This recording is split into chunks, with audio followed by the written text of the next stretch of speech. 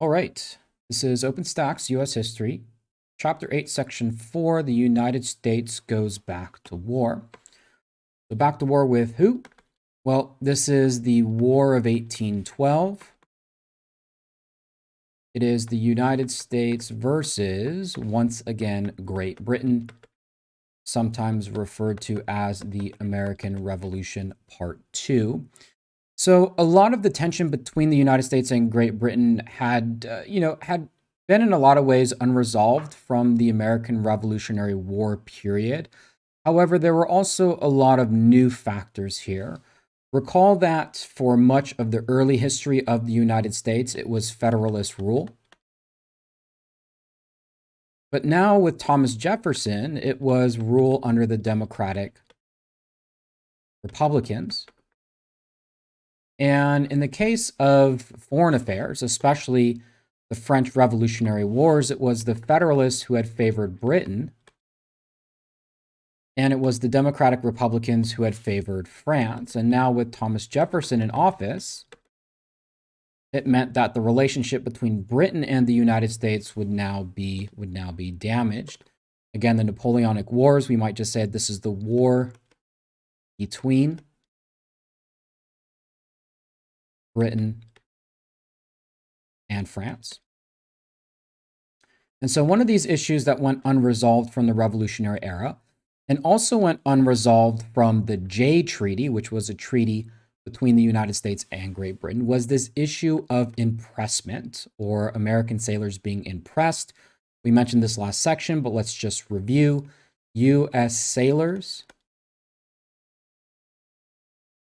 being kidnapped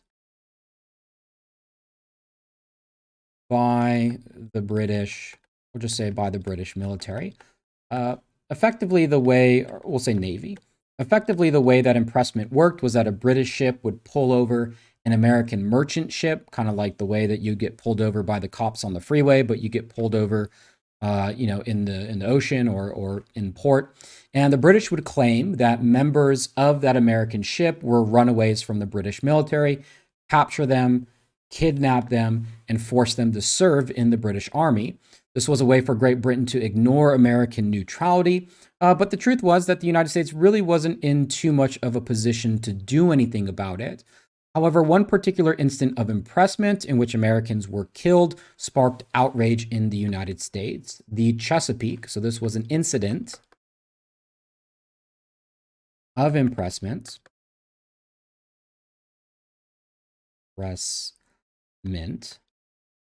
Where Americans were killed. And this effectively forced President Thomas Jefferson to act, and this was the Embargo Act. So the Embargo Act of 1807, we'll say, prohibited trade with Britain. And the idea was that by cutting off trade with Britain, this would be a way to punish Great Britain for their actions against American sailors. Thomas Jefferson, wanting to replicate what Washington did by maintaining a neutral position, didn't want to take too drastic of measures. But again, the outrage from the Chesapeake incident he wanted to do something about it. However, the Embargo Act in a lot of ways backfired. It devastated the U.S. economy. And Thomas Jefferson was forced to backtrack by passing the Non-Intercourse Act of 1808, which more or less removed the embargo. So, the problem of impressment was effectively still in place. Thomas Jefferson was unable to adequately deal with it. So while Great Britain is kidnapping U.S. sailors on the open waters, they're also helping to fuel an uprising of Native Americans in the West, which also puts them at odds with the United States. Tecumseh and I believe his brother, Tenskwatawa. Tecumseh is a military leader. We'll say a military leader. And Tenskwatawa is a prophet, and he preached about ridding the continent of European influences. Both of these were leaders of Indian resistance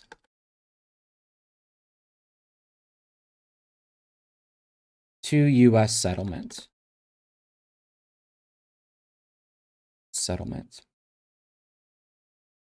So violence between, the United States and Native Americans wasn't new and only continued through the presidencies of Thomas Jefferson, James Madison, and James Monroe.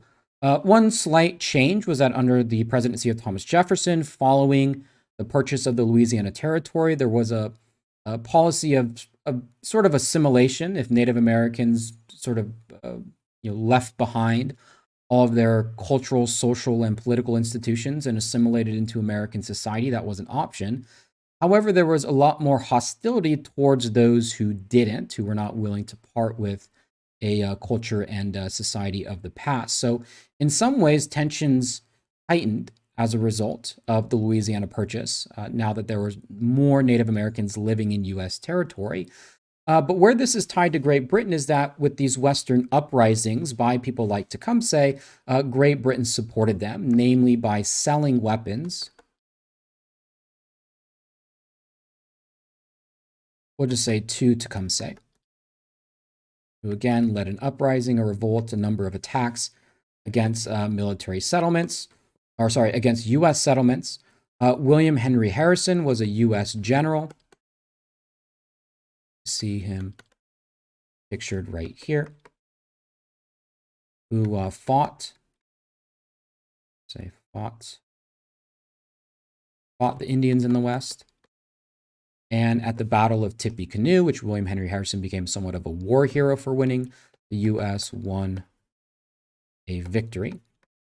For that, William Henry Harrison was nicknamed Tippecanoe. That became his nickname because of his victory at that particular battle. So now we have Great Britain not only causing problems, so we might say, British problems, right? It's not only, at sea with the practice of impressment, but it's also in the West, and kind of this accumulation of problems with Great Britain ultimately leads to the War of 1812, which again is a war between the U.S. versus Britain,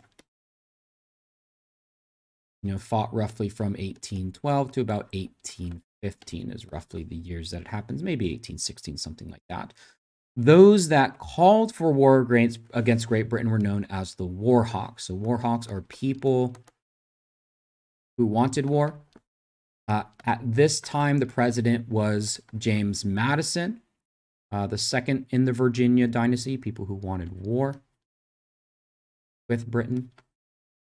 And again, James Madison was trying to follow the, wisdom from the Washington era and maintain neutrality. He really didn't want war, but the War Hawks, people like Henry Clay and John C. Calhoun, we'll just call these people the War Hawks, pushed James Madison to declare war. The War of 1812 is also the first declared war in American history.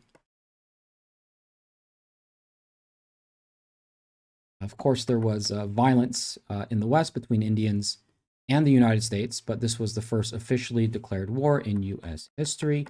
Those who opposed war with Great Britain, as you might imagine, were the Federalists. So we might say opposed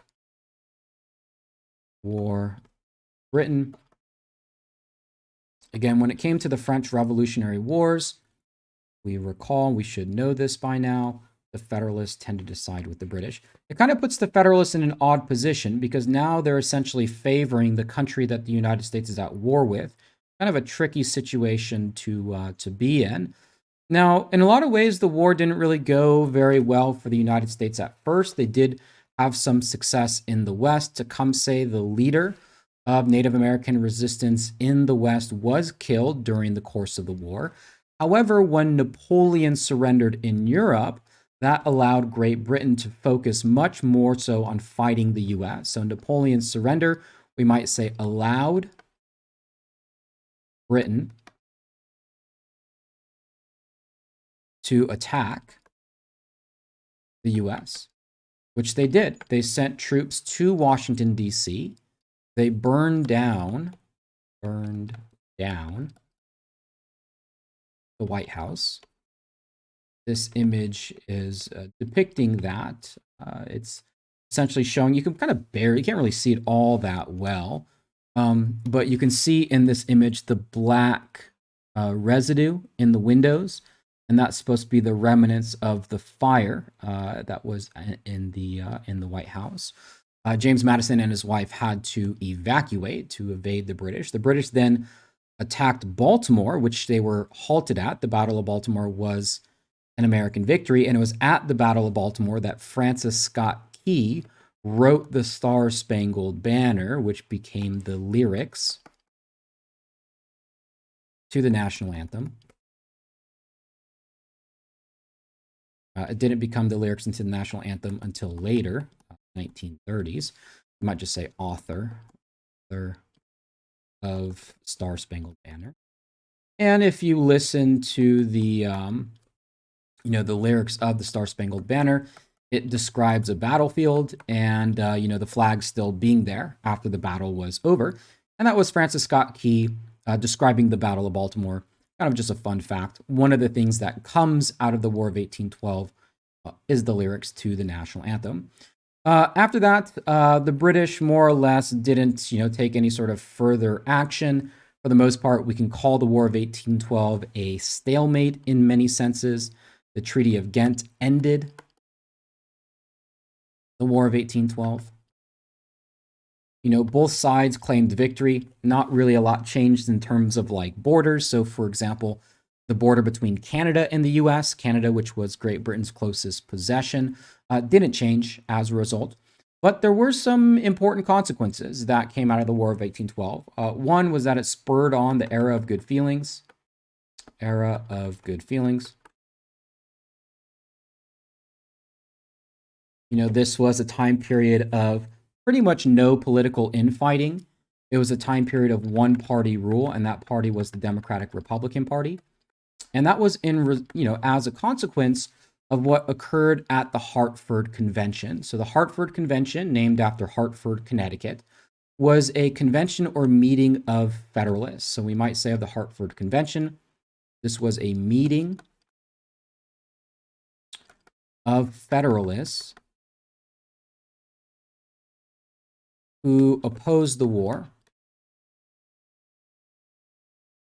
And, what they really resented was the fact that Washington, D.C. had been controlled by Virginia, the South, and the Virginia dynasty, and the Democratic Republican Party for such a long time. And so they proposed some changes to the Constitution at the Hartford Convention. They also suggested maybe seceding, right? So that would be for the New England or the North to secede from the Union, break away from Virginia. But most importantly, what came out of there, some interesting ideas.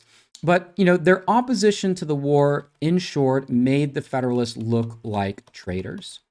On the one hand, most of the rest of the country was celebrating victory over the British in the War of 1812, whereas the Federalists, they looked like they were on Britain's side. And so because they were labeled as traitors, the Federalist Party, for the most part, died, right? So the Federalist Party, the Party of Washington, the Party of Adams, the Party of Hamilton, really ceased to exist. And without a Federalist Party, now we're in this era of good feelings, one-party rule, no political infighting, celebration by defeating the British in 1812, even though it was more of a tie. That's sort of one consequence that comes out of the War of 1812. The other one is that out of the War of 1812 comes a new generation of American leadership and a new generation of war heroes. So, for example, by 1812, there are a lot of people from the Revolutionary era that are beginning to, just sort of pass on, quite literally just die. Benjamin Franklin is dead at this point. George Washington has died at this point. Alexander Hamilton is dead. Right. So a lot of the leadership from 1776 1776 is passing on. And so the question is, well, who's going to lead the country next? And the War of 1812 kind of gives a glimpse at that next generation of leadership. It's war heroes like William Henry Harrison at the Battle of Tippecanoe. It is the war hawks like Henry Clay and John C. Calhoun, these young congressmen at the time, which sort of provide leadership.